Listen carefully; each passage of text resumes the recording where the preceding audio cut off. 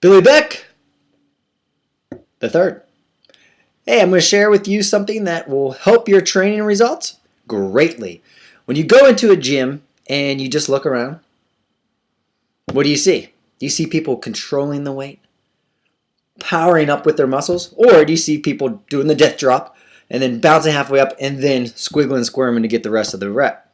Now, that's not a quality rep, but yet that's the way most people train. They're training with the attitude of, let's just get it done and get the hell out of here. Now, the most effective way to train is to look at it from a more scientific perspective, and I think when you get this information, you'll start to train in with a much different attitude, which is going to give you much greater rewards. Now, there's three parts of a repetition. There is the lifting phase, there is the lowering phase, which are obvious, and there's also what's called the isometric, if you paused at any point during the movement. So let's look at it like this. There is first the concentric or lifting phase. Now, of the three, the concentric or lifting phase is the most popular, and because people say they go to the gym to go lift weights. They don't say they're going to go to the gym to go lower weights or hold weights or pause with weights.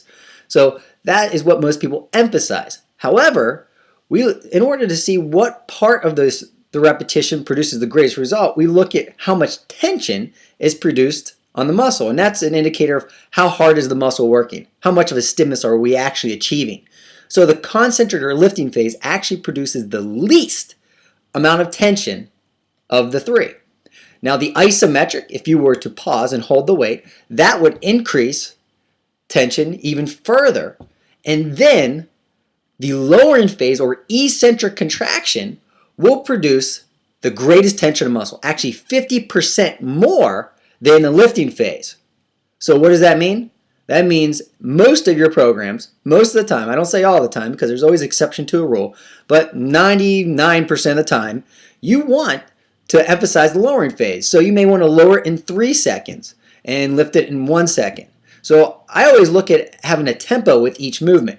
So let's just try this. If you're not accustomed to doing it, then go to the gym and lower the weight for 4 seconds. Let's try a 4:01 tempo, which means you'll lower it in 4 seconds. There'll be no pause, and then you'll lift it up in 1 second. Do that for 10 to 12 reps, and make sure you use a weight that's challenging within that range. If you can do 15 reps, don't stop at 12, keep going. But challenge yourself and see what type of benefits you get.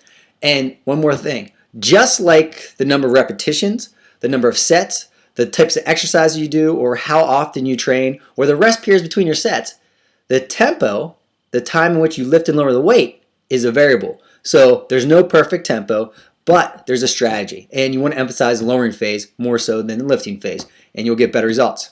Till next time, live greatly.